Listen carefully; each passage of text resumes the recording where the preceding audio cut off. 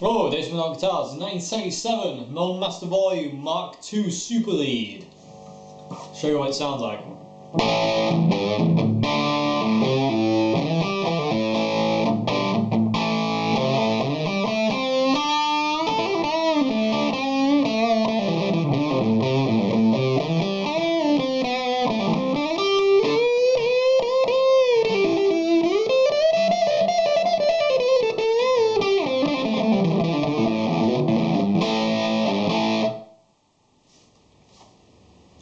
Sounds like a Marshall to me. Sounds great. It's a bit more gnarly than older Super Leads. The Mark IIs are they've got a lot more distortion in them. They're a lot more gritty, I would say. They're not as warm and as smooth as the older Plexis are. They've got a lot more grind to them. I think that's why they kind of went down very well with the punk scene, and people like the Ramones used them. Adam Jones, I think his name is, from Tour, he uses one. I think his is an older one now. I think it's like a 74, 75. His is actually a super bass, but I have heard it was converted to be a super lead. Again, I don't know how true that is, but they do sound great. That's obviously a distortion thing. This thing is shockingly loud, like ridiculously loud. It's breakthrough volume. Let's put it this way, if I didn't have a power break, I'd be dead, or deaf, or shell-shocked. I don't know which one it'd be. One of them. Money's on dead, because it is that loud. On its breakthrough volume, if you plug into input 1 and breakthrough volume on channel 1, which I'll show you, it's super loud. It's clean, but it's super loud. But I want to show you distortion tones, because I feel that's where this amp shines more. I will show you a clean tone with a Strat later on, but I'm going to use my vintage Les Paul, which I've demoed already, and I'm going to show you some distortion, because I feel that's more or less what this amp was developed for. Anyway, I don't know if I've told you about the EQ already, but I'll tell you now if I haven't. I do apologise, I forget where I am sometimes. EQ is off, everything's on 0. I don't tend to use EQ when I play amps that much, really. Especially with distortion. Clean I tend to use EQ, but distortion I tend to have the EQ off.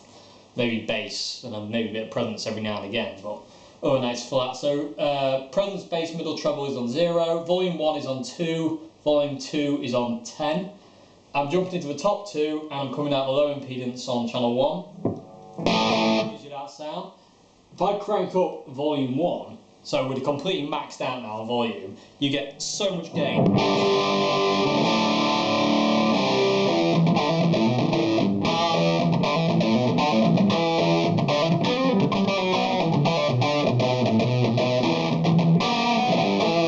It's ridiculous. It does remind me of a Tool guitarist tone at Adam Jones, it really does.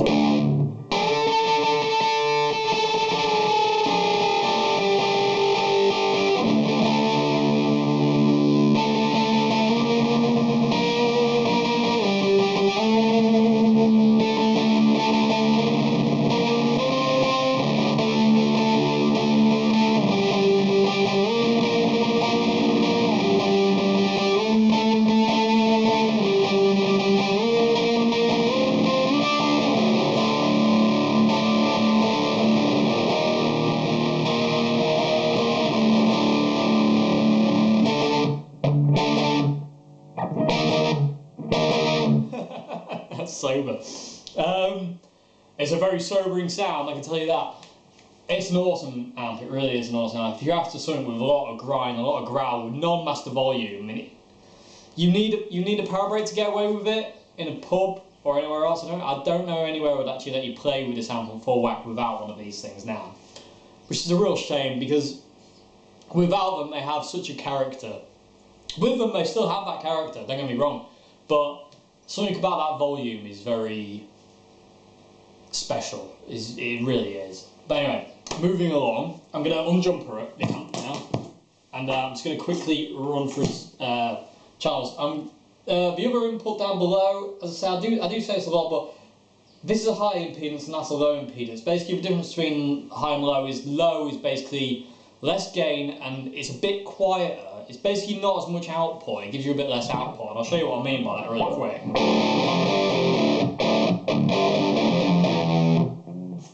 to that one, do the same thing. It's not as much gain, there's still a lot of gain there, but not as much as there was in this channel here. And again, it sounds like the Ramones to me.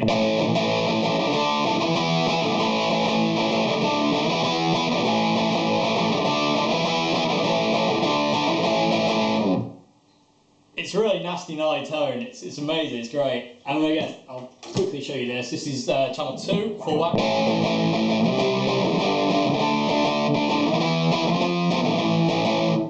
Low impedance.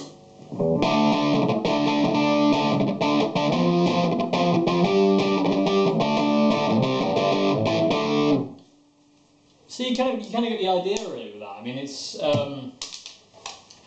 very not. It's a very aggressive sound, but you know, that's what a Marshall should be. It shouldn't be. It shouldn't be like.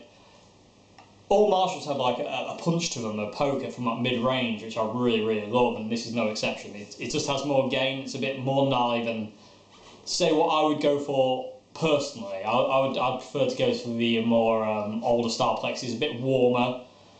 Still got the punch, but a tiny bit warmer and a bit more, maybe a bit more smooth, so to say. This is a bit more razor bladey. Not in a bad way, though. None of it's in a bad way. Anyway, Stratocaster, and I'll show you what I mean by that volume thing now. I'll show you on full whack quick.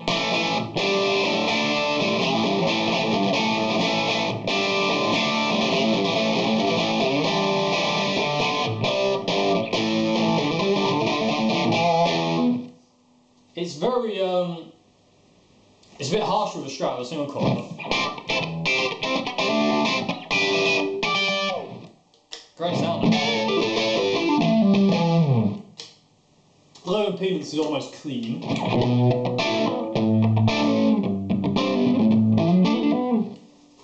It's really nice. But anyway, let me show you this crazy loudness that this amp is. I mean, that hiss, that's it on full whack. That's what it'd be like without the attenuator, which mostly isn't too bad. When we demoed the super bass on full whack, that was really hissy. But anyway, breakthrough volume, you can still hear it when it's off, but anyway, breakthrough volume is about there. So this is breakthrough volume. That's very loud, but it's a lovely clean.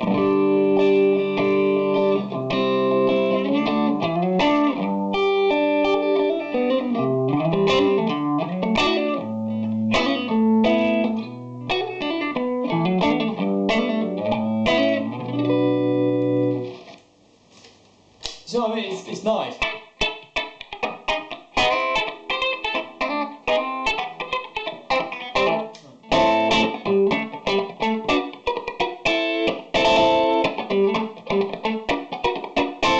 Anyway, getting carried away. 1977 Marshall Super Lead Mark II came about for more gain, basically. I hope you enjoyed this video. It's been a bit informative anyway. If you want information, just leave a comment below, and we'll get back to you. Thank you very much.